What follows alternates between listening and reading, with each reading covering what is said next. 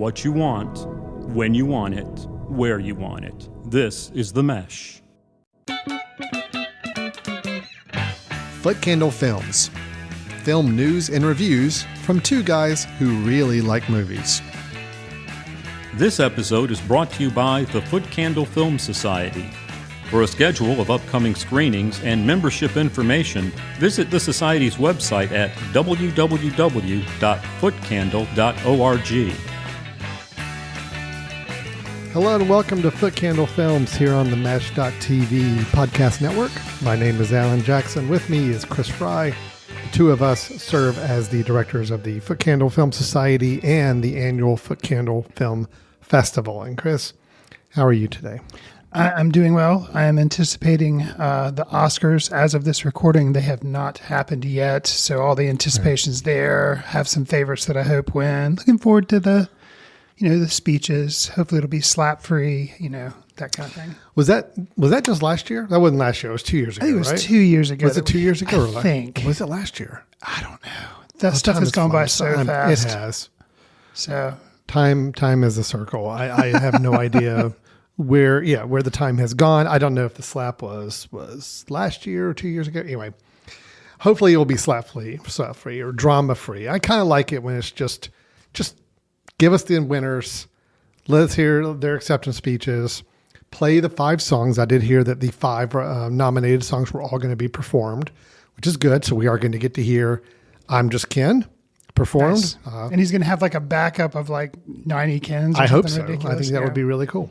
Anyway, there are some moments I'm looking forward to, and we'll definitely do a recap of the Oscars at our next episode and kind of see how our predictions and awards went. So the intern has just run into the room and said that it was March 27th, 2022. So it wasn't just last year, it was 2 years ago.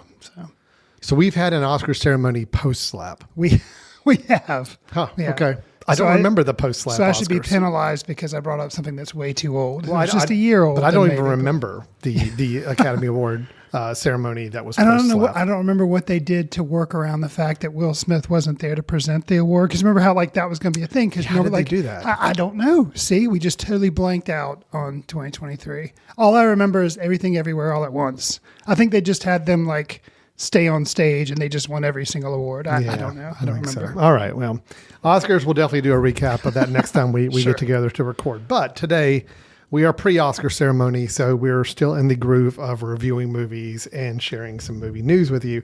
So first up, we'll be doing a review of the latest Adam Sandler movie released on Netflix. And no, it doesn't co-star Rob Schneider or David Spade.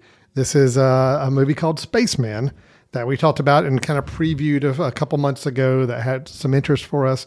We're going to review that film, that Netflix exclusive film starring Adam Sandler and Carey Mulligan, Spaceman, in just a minute.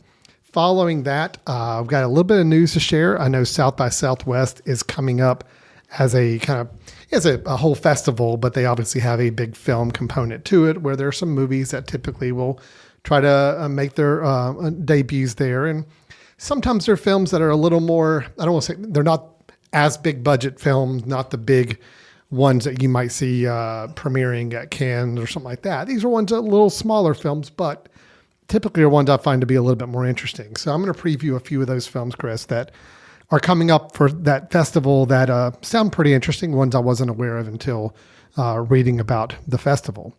And I believe you have a recommendation for us as well, I do, right? yes. A film recommendation from Chris. Again, this is something that I still feel like we need a jingle or something to set up this scene because it's happening all the time. But Chris's patented recommendations for the film podcast here.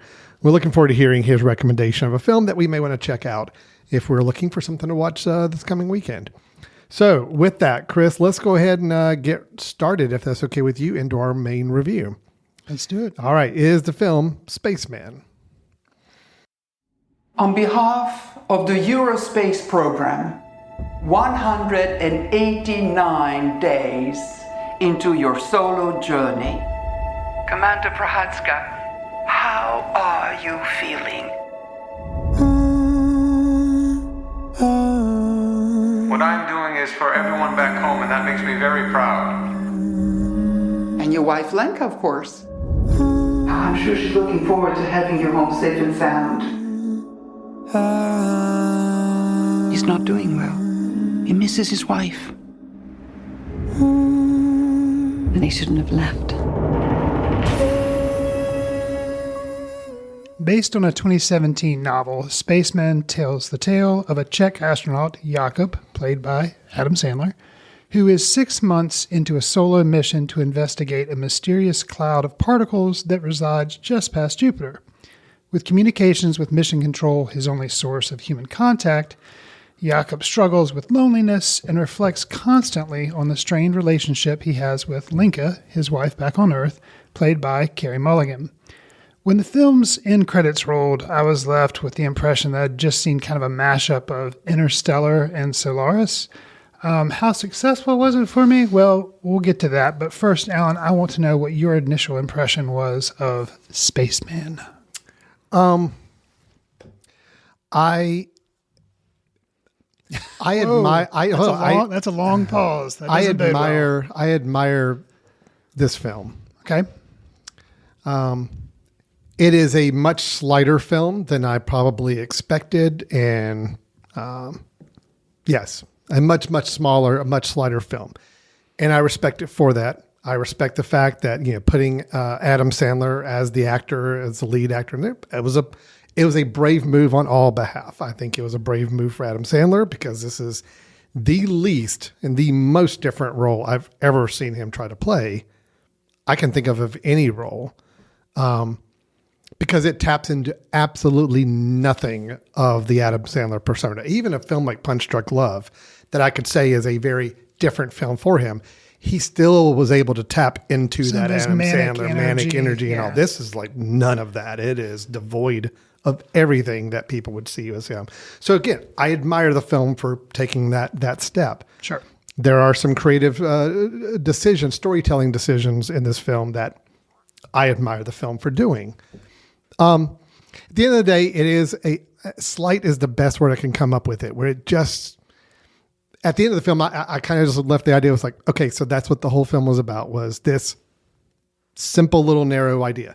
Nothing wrong with that. Mm-hmm. And I'm okay with that because not every film has to be this revolutionary, mean and broad, be about bigger subject matter and bigger topics and the meaning of life or whatever. No, this is a simple love story, or the tale of a love story gone wrong and the reason why. Sure. And it's just put into a space, otherworldly situation with a very otherworldly companion. That I guess we can't, it's okay to spoil. It's in the trailer. It's the trailer. Sure. A giant spider yes. that Adam Sandler meets, kind of befriends and kind of relies on throughout the film, who acts as his kind of guide and a little bit of a moral compass of helping him navigate what he's going through. I liked the film. I thought it was fine. I kind of was hoping for a little bit more, kind of thinking about the setup and the premise and the idea. At the end of the day, it wasn't anything more than that. And I'm okay with that. I'm not going to penalize the film for being a small film with a small concept and a small idea at the end of the day. But I more than anything, I just admire it for what it was trying to pull off. Should it have been more? I'm not going to sit here and say. I think it was fine. You were wanting more. I was wanting more. Sure. But I thought it was fine for what it decided to give us at the end of the day. That's the best I can give it. So I'll just say this before I kick it over to you, Chris. Sure.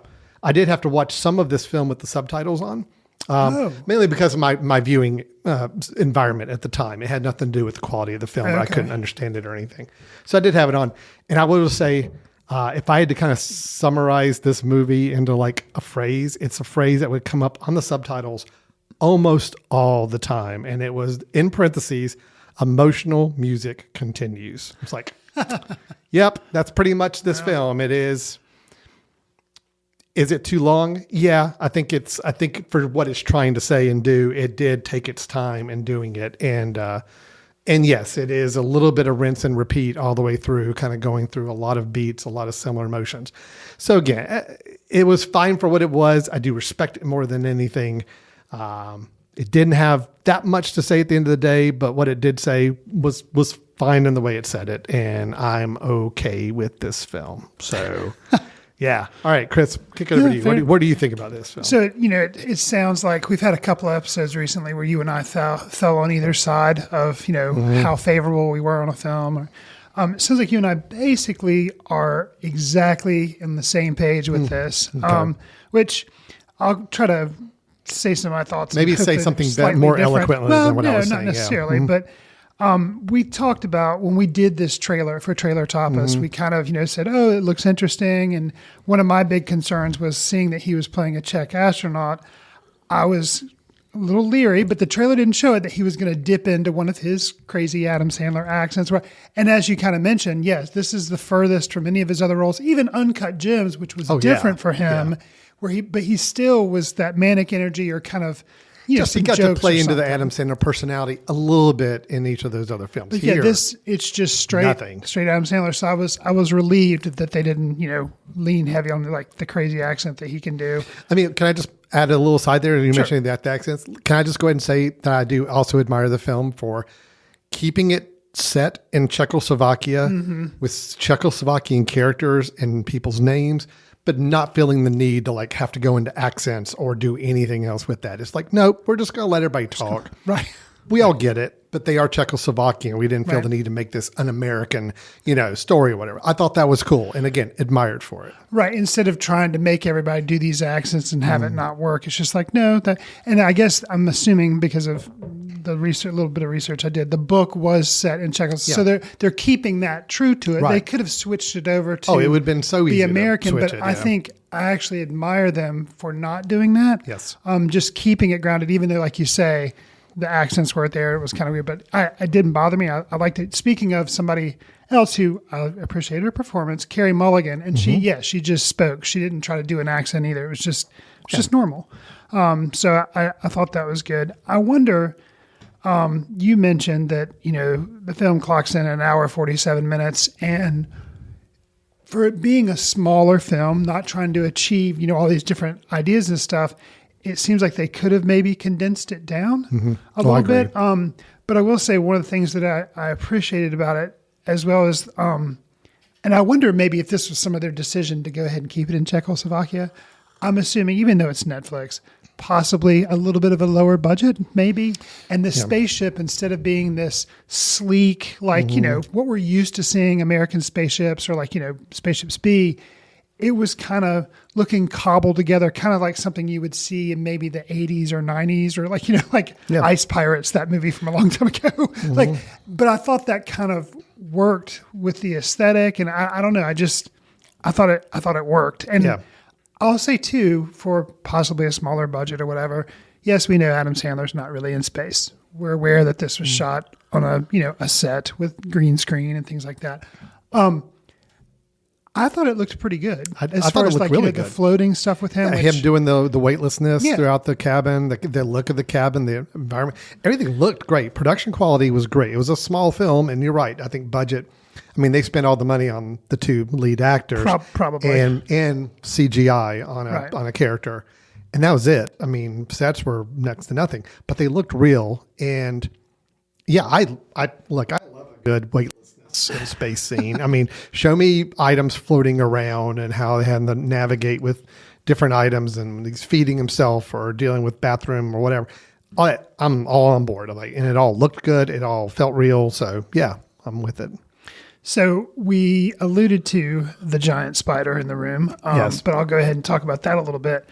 Paul Dano does the voice for the giant spider, which we come to find out. Was that Paul Dano? Really? Was it? I couldn't tell. Oh, no. Alan is harshing on that. No. I'm not harshing. It's just, it was the most Paul Dano narration ever. I mean, it's just, as soon as I heard him talking, I'm like, I knew it was Paul Dano, but even if I didn't know, I would know now. Well, and see, it really, really worked for me. The spider, it was good.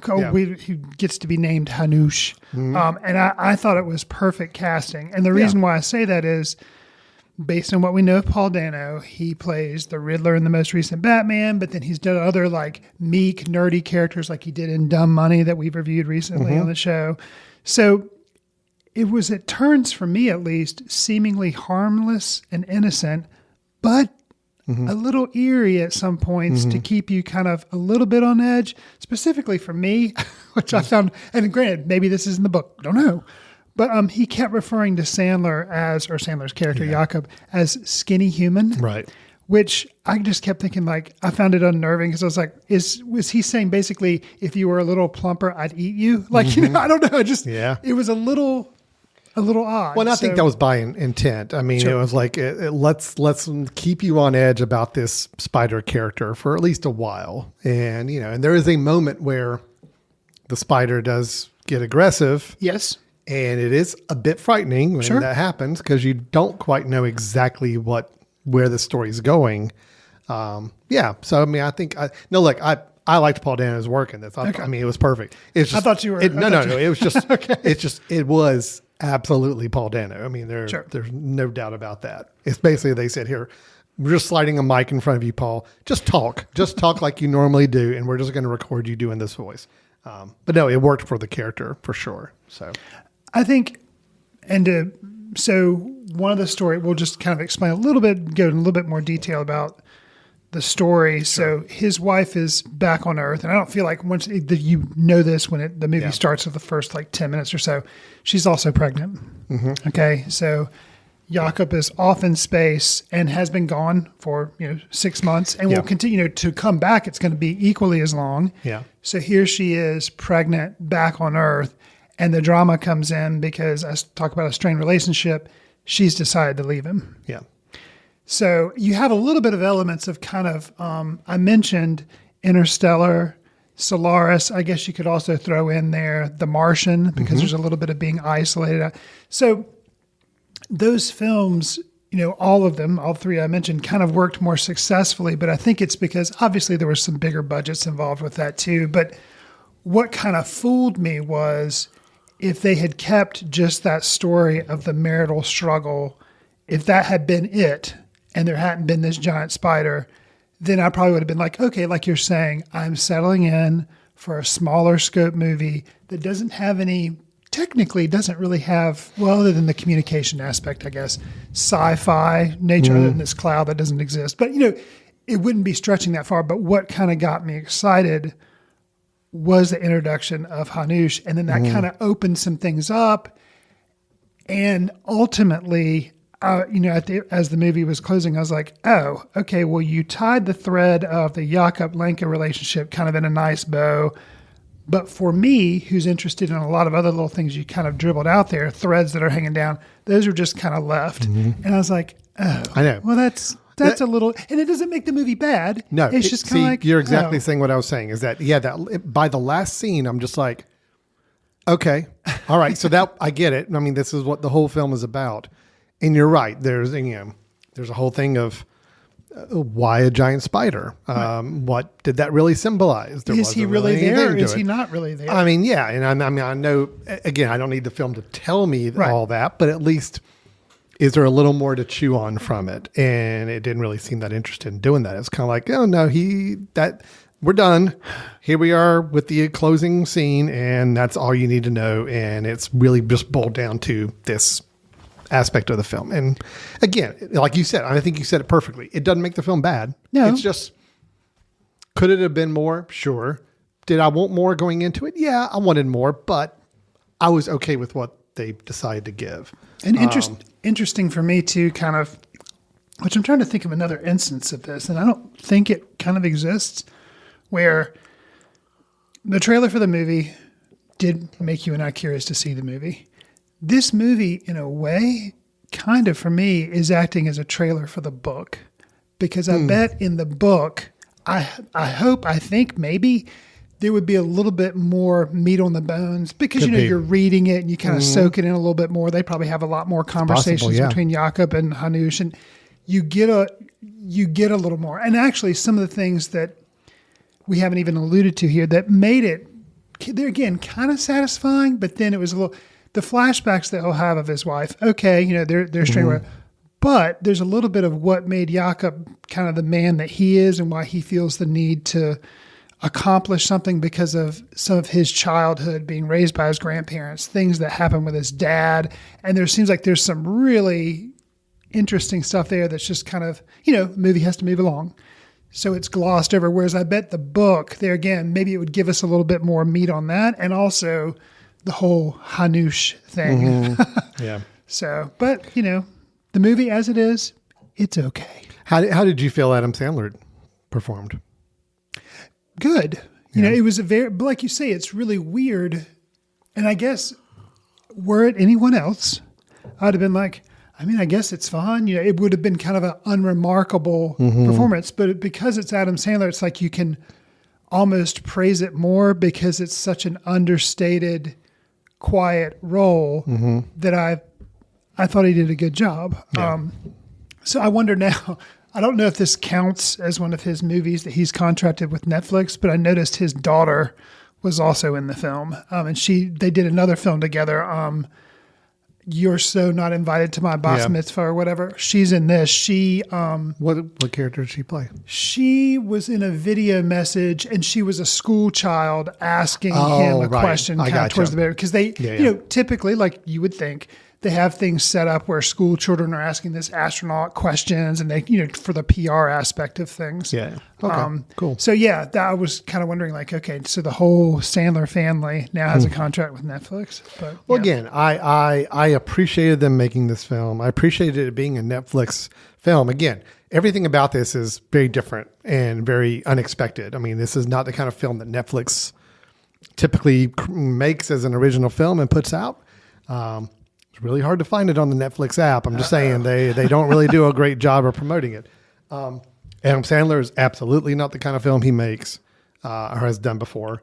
Even Carey Mulligan. I mean, it's a little bit of a different role for her. A little bit kind of the way it was framed and the structure behind it. It was different. So I admire it for all those reasons. At the end of the day, though, it was a very small, slight movie.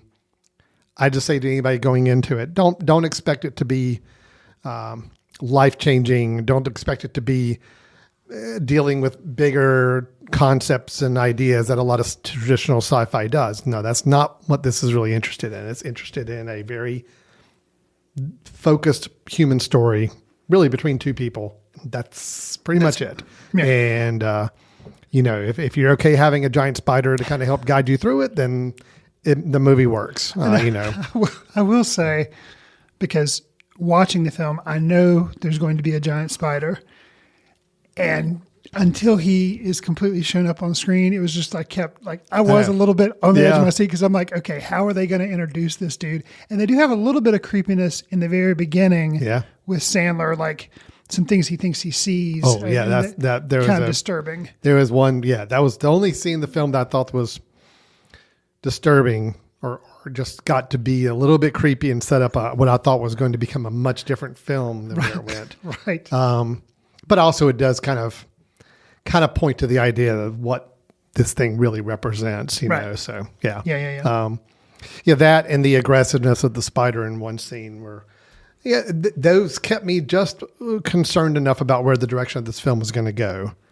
But by the end, I really had no reason for concern. I mean, it was pretty much down the path it kind of was setting up early on, and didn't really feel the need to deviate much from that, which I was fine with. Sure. I was fine with. So in this director, Johan Rennick. Yeah, I'm familiar with him. Is it his first feature? I believe so. I think he was known for he's directed a lot of TV episodes. Chernobyl was kind of the miniseries he was known for directing, but he's also done episodes of Breaking Bad and The Walking Dead. As far as upcoming work he's got, looks like he is involved in a TV series on pre-production as a director, and then also as a feature film. Amo Saddam is the name of the film that he appears to be working on, that actually Barry Kagan is attached to. Really? So that appears to be the next project he's involved with. The story, the subline or the tagline for this film he's working on is, it follows a soldier who guards Saddam Hussein before the Iraqi dictator's trial and execution. Okay, because I was wondering at least in Spanish, Amo is like, or I love. So Yeah. like, I love Saddam. That's kind of a weird, okay. Yeah. So that does have to do with Saddam Hussein. It does. Absolutely. He's in pre-production on that film. So that is his next work. So interesting. That sounds definitely interesting. Yes, it does. All Does it right. have a pre-production, so we have no yeah, idea. there's nothing Okay. to see or show with it. So yeah. Got you. All right. Well, that is the film Spaceman, which we're both coming out and saying, yeah, there's something good here. There's something to kind of check out.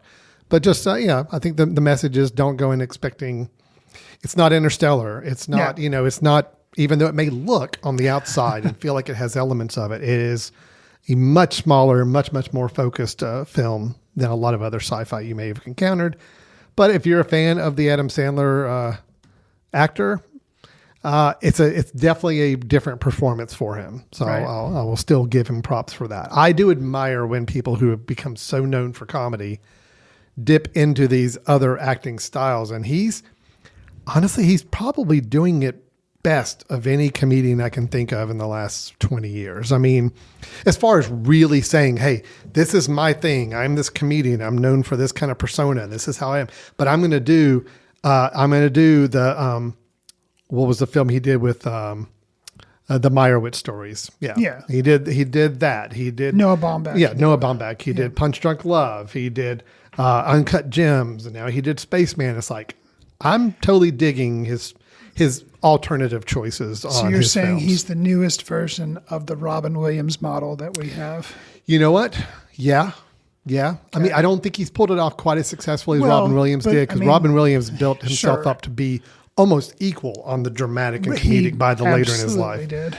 Sandler's not quite there hasn't yet. had a Good Will Hunting yet, No, but but it's in him. Oh, I yeah, do think yeah. it's in him. I Sure. think it's very, very possible. And fair enough. yeah, I think Robin Williams may be the best comparison. that's the You're only right. one I can really think of off the top of my head. But I can't. I'm not going to put Ben Stiller in that category because I don't think he was ever as deep a comedian as like Robin Williams or Adam Sandler were. I Right. mean, he always had a little bit of more of a right. independent vibe and style to his work, even when he was doing broad comedy work. And you have So- like Steve Martin and Eddie Murphy, but they came before. I'm talking about a newer version. I think. I mean, Steve Martin was obviously a model of this, Right, even right. before Robin Williams. Right. So we've had them. Sure. But I'm just saying, in the last 20 years, I can't think of a really, really very, very specific typecast type of comedian that is now doing such unique alternative and roles. I'll throw another one out there just Yeah. because that's what we're doing here. Also from Saturday Night Live, Will Ferrell. Love him, but he hasn't done the dramatic, and he's done mostly comedies. Well, he has done some dramatic. He has done some. I don't think Dramatic, he's but- broadened out as much Agreed. as Sandler. I mean, Agreed. even his quote non-comedies, it's still a variation on Will Ferrell, just a toned down Will Ferrell. Sure. Is what I've seen. I've not seen Will Ferrell really become a completely different type of person or character on screen yet. He hasn't So- done an Uncut Gems. Right. Yeah. Right. That would be fascinating, though. So it would be. Yeah. Right. Okay. We talked enough about Spaceman. Let's take a quick little break, Chris, and then when we come back, Spaceman's still on Netflix if you have a Netflix. Yeah, it's just recently subscription. premiered, sure. Yes, premiered March 1st, so it's online. Check it out. You may have to do a little search on the Netflix app to find it, but it's there. Let's take a quick break, and when we come back, we're going to kind of explore a few films that are coming up, premiering at the South by Southwest film part of their festival that we're going to explore. And then we'll also kick it over to Chris to hear a good recommendation of a film that he is saying we ought to check out. So stay tuned. We'll be right back in just a minute.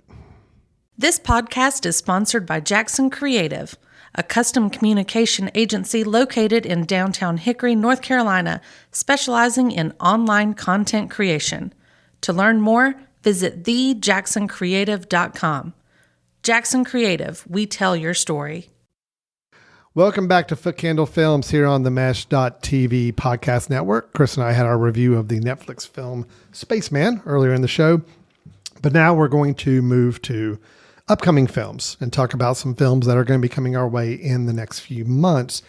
And, Chris, I'm not going to play any trailers for these. We're just going to kind of talk through these, but the South by Southwest Film and TV Festival, SXSW, as people kind of see it referred to online. Or really cool people say South by. Just they, South They by. can't even be Because bothered to finish it's the rest too of many it. syllables to say the Southwest part. Right. Yeah, It's I just get it. South by. It is coming up here in the next few weeks. It's held in Austin, Texas. I mean, it's not Cannes. It's not the Venice Film Festival. It's not Sundance. It's not Sundance even. It is, but it is one that does attract some big new films. Sure. Typically, like I said, ones that are a little on the smaller scale. Generally speaking, you don't see like a Paul Thomas. You don't see normally bigger directors premiering their work there. They'll do it somewhere else. Yeah. So. I was just going to hit 3 of the films that I was made aware of that are going to be coming out of there that I was not aware of these 3 before. There are other films that they're showing that we have talked about, or I'm at least aware of. For example, have we talked about the Jake Gyllenhaal Roadhouse movie? Did we talk about that? I don't know if we have or not. I don't know if I'm looking forward to this or not. Wasn't Chris. there also, they were just going off the rails. Who cares?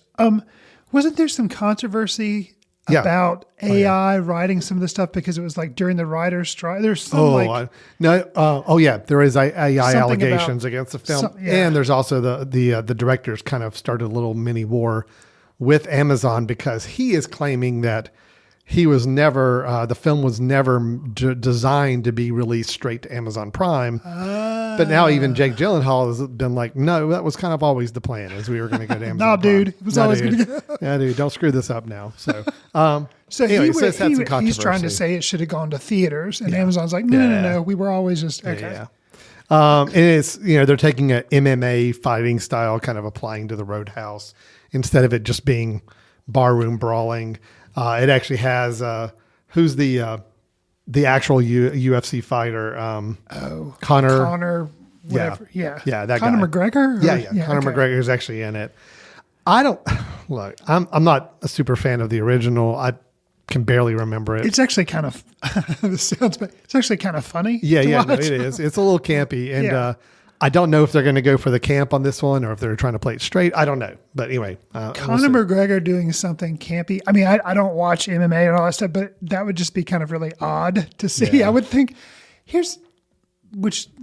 I wonder, and I guess it's something that's happened since the pandemic. I mean, they did streaming movies before, obviously, the pandemic, but the calculations that they do now, you've got Jake Gyllenhaal. He's a good, known, quality actor, like, he's somebody whose name appears above, he's a known quantity. Sure.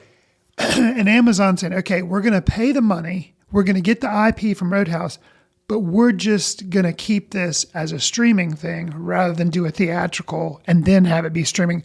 I just wonder what all the mechanics are behind that, what all the thinking. I would think that would be fascinating. They decide that versus trying to do a theatrical push. I don't know.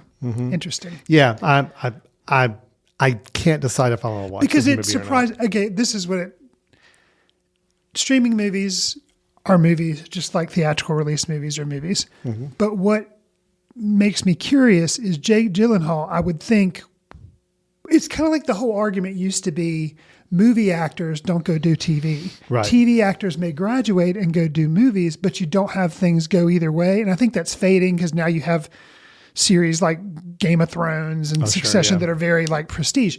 But what makes me wonder is like in the old days, maybe as long as like 10 years ago, Jake Gyllenhaal would have never done a streaming movie, and now it's like he would have been like, I'm doing this movie. Yeah, I'll do a Roadhouse reboot, but it's going to go to theaters. So it's just weird to me. Like, I guess maybe that taboo is gone now. I don't know.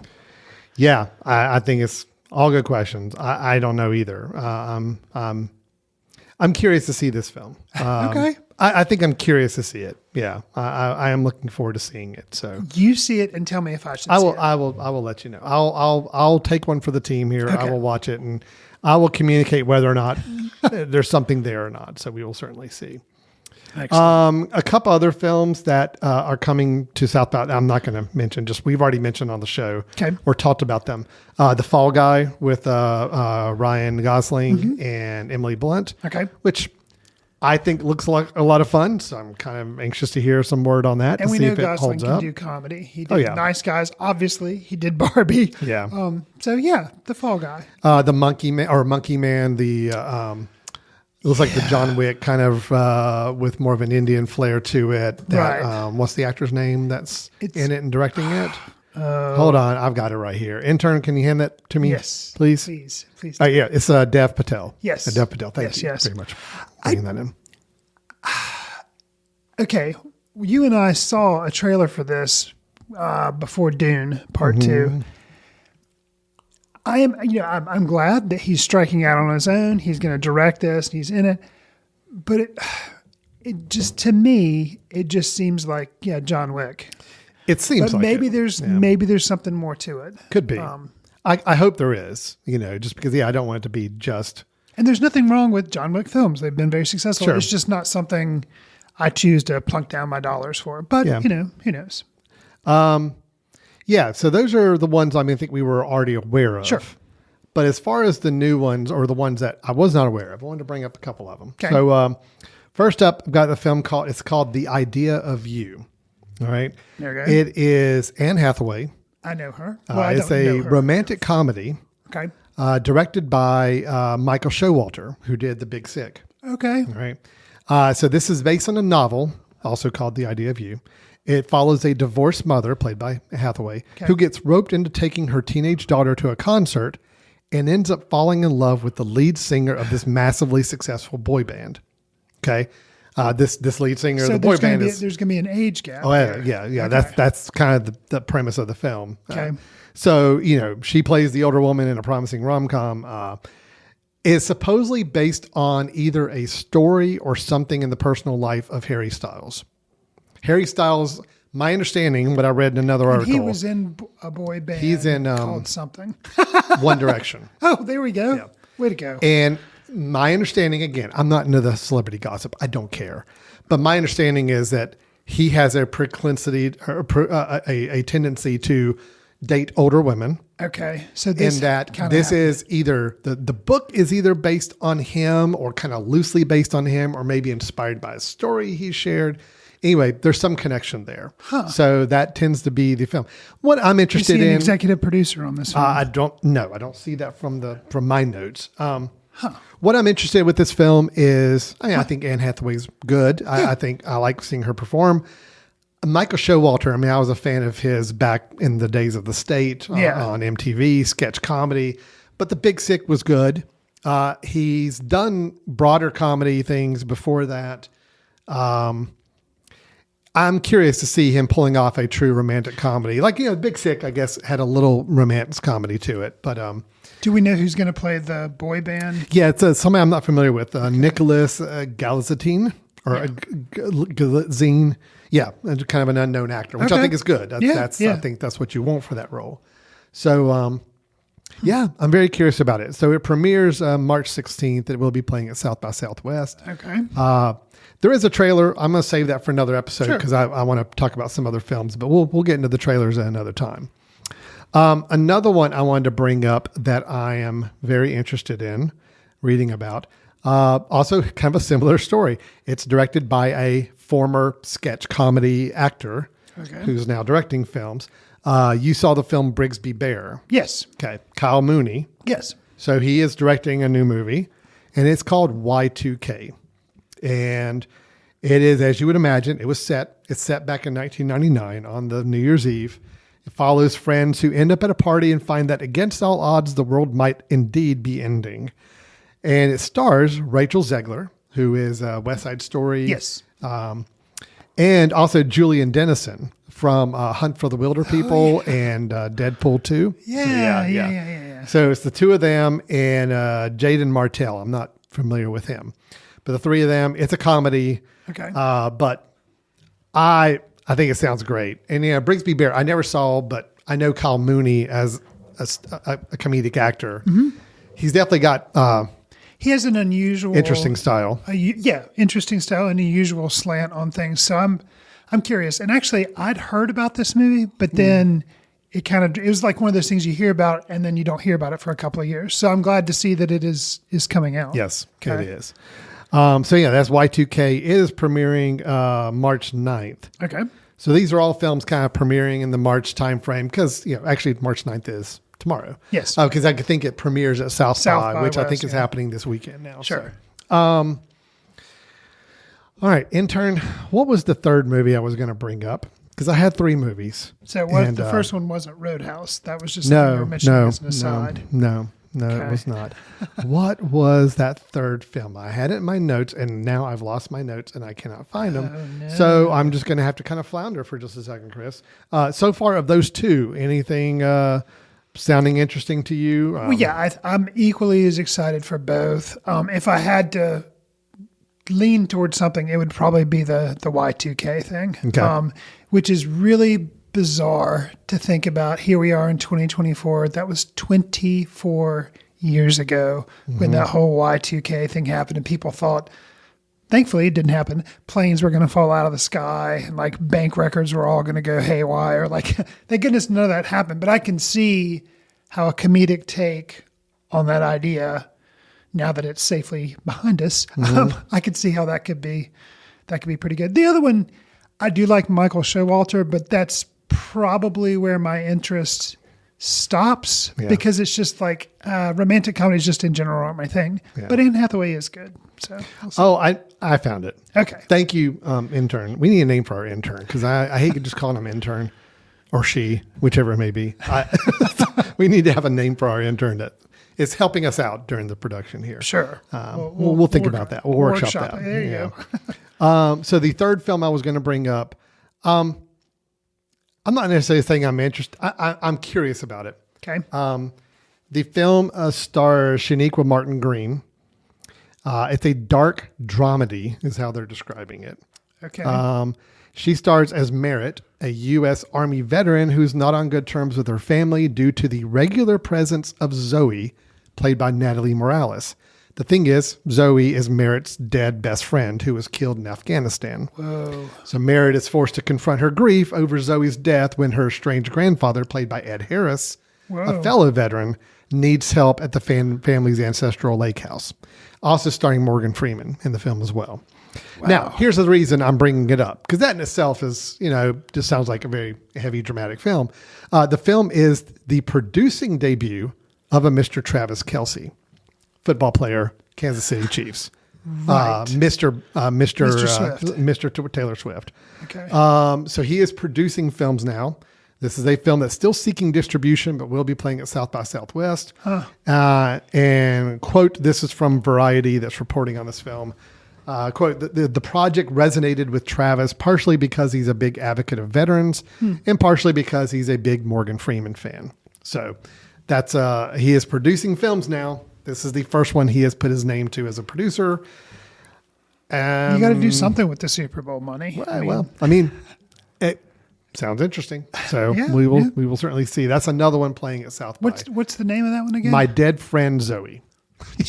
Yeah, right on the nose. But they did say a dramedy, so it's like they are going to try to play in the comedy of, I think, her having a best friend who's now dead, but like is with her all the time. Right. But obviously it's under very dramatic situations. So, Wow.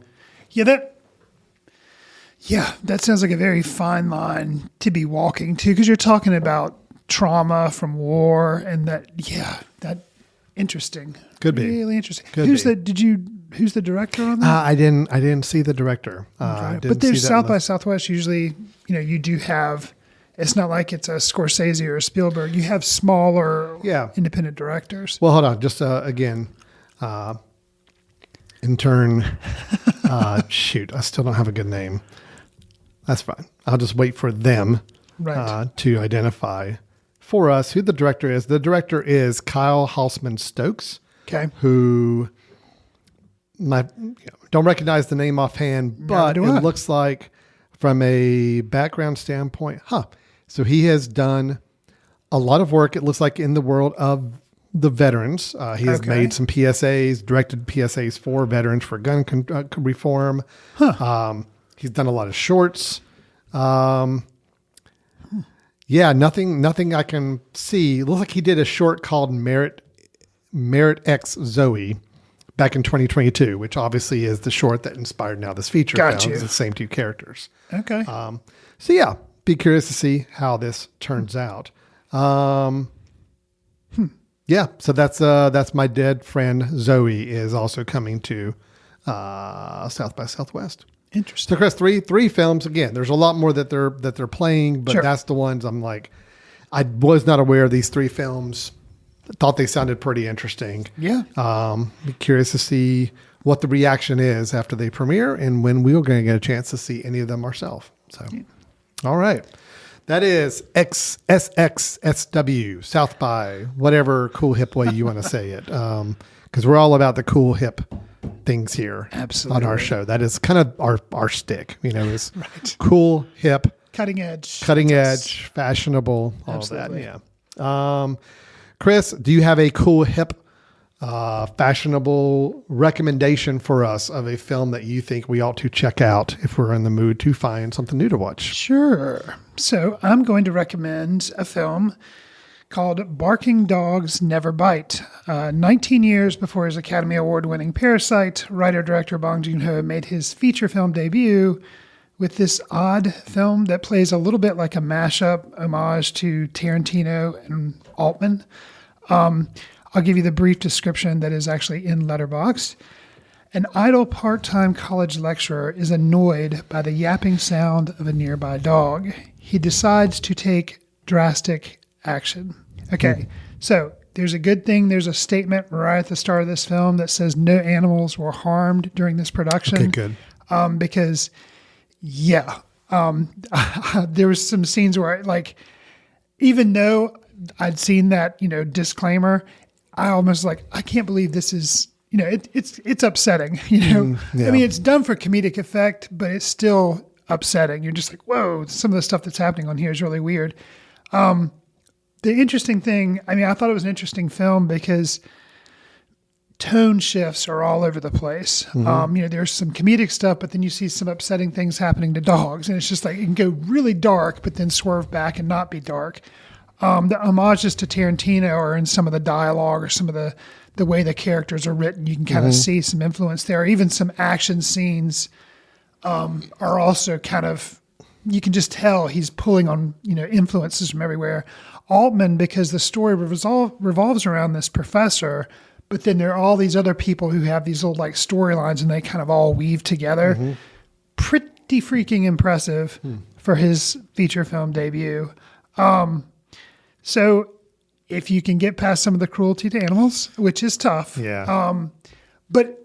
And actually the way they treat that character or way he treats that main character is very interesting. The professor and kind of where he ends up and things that happen to him. It's just, I don't know. It's really fascinating. And some of the themes that are present in Parasite about the have-nots versus the haves, that's here in this film too. So kind of like social issues, you can tell that he's very tuned into that. He wants to make entertaining films, but yet he wants to have a little bit something there under the surface that you can really kind of dig into without being too heavy-handed. Sure. Yeah. So it's just really interesting that he started that way.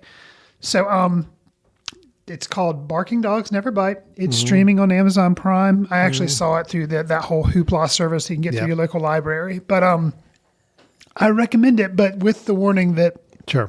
yes, there is some upsetting, but it's, they didn't really harm any animals. But, Okay. Yeah. Well, I'm glad they put the disclaimer up at the very beginning. Yeah, which I thought was weird. You see the name of it, and then you see that disclaimer. You're like, okay, usually that's at the end of the film. They put that, but they threw this up there at the very beginning, and it probably helped a little bit with being able to watch it. Yeah. And right off the bat, I gave you the description. The guy, if you've ever lived in an apartment complex or you live in a neighborhood and you have somebody that has a dog that just never shuts up. So you can see how he goes to some extreme measures. But anyways, yes, Barking Dogs Never Bite. Okay. Very, very interesting. Where can people find that? So either on streaming on Amazon Hoopla, Prime or Hoopla. That's right. One of the Sorry, two. you Or said you that. can rent it from places. Yeah. But yeah, Good. So a lot of different options of where to check it out. absolutely. Good deal. Chris always comes through with the good recommendations here of films to check out. Only danger in having you do the recommendations is my watch list gets bigger and bigger of films, and I never quite get to them. So The thing with that was we talked about the anticipated films, and it's come out that yes, Mickey 17 is not coming out in 2024. So I'm like, okay, I'm going to do some back catalog Bong Joon-ho to make me feel better. you're going to kind of ease the pain a little bit by dipping into his filmography a bit. So Exactly. I get it. All right. Well, I think that wraps it up for today, Chris. So we had our review of Spaceman, which we are both positive on. I mean, Sure. yeah, we thought it was a worthwhile watch and some interesting things there to work with. We talked about South by Southwest and a few of the films coming there that we are of interest of. And then you had your recommendation of Barking Dogs Don't Bite. Did I get that right? Yes. Okay, good. Or Never Bite. Never That's the same Bite. thing, yeah. All right. All Barking right. Dogs Gotcha. Never Bite. Chris, as always, if anybody has any thoughts, questions, feedback, ideas, suggestions, arguments, anything they want to throw our way, how can they do that? You can send an email to info@footcandle.org. You can follow us on Twitter @FootCandleFilm. Facebook, we're on there, Foot Candle Film Society. Instagram threads, where there's Foot Candle Film. We're also on Letterboxd, where we try to track what we're seeing and leave quick takes. Do us a favor, if you like this podcast, give us a star rating, write a review, share with friends on whatever service you receive your favorite podcast on, because it'll help us reach new listeners, and we'd appreciate it. So I'll go ahead and say too, just to put a little plug. I know next week for sure we know what our show is basically going to be. True. We are showing the Oscar-nominated foreign language or international feature film, Perfect Days, the Wim Wenders film. We're showing that as a film society this coming Wednesday and Thursday night. That is March 13th and 14th. Sure, that sounds right. Yep, 13th and 14th. That's a Wednesday, Thursday night Yes. in Hickory, North Carolina, downtown Hickory. If you are listening and are in the area, come join us for that screening of the film, Perfect Days, and we will be reviewing that on next week's show. That film will be reviewing, as well as, of course, we would have just finished up the Academy Awards, so we will be giving our takes on how that went. I have not filled out my ballot yet, Chris. I'm going to work on that tonight, have that ready to go. Excellent. I need to see how many ballots we have from our Film Society members and guests, and how many have already been filled out. Looking forward to a good night. I think it's going to be interesting to see how it all turns out. And I think the biggest question is just how many awards is Oppenheimer going to walk away with. So True. Yeah. Yeah. Will there be any true surprises? I don't know. we'll see. All right, Chris, that's it for us. Thanks everybody for listening, and we'll look forward to talking to everybody next week. See you in the ticket line. Watch films in the company of like-minded people in the dark. Watch films in the underground. We won't let anyone know where you are. The films that don't make it to Carmike at the mall, or ones that were famous when Grandpa would watch films out of the reverence of the heritage of an art. Watch films through the courtesy of Foot Candle Film Society. Special thanks to Carpal Tuller for the show theme music. For more about Carpal Tuller, visit www.carpaltuller.com. You've been listening to The Mesh, an online media network of shows and programs ranging from business to arts, sports to entertainment, music to community. All programs are available on the website as well as through iTunes and YouTube. Check us out online at themesh.tv. Discover other network shows and give us feedback on what you just heard.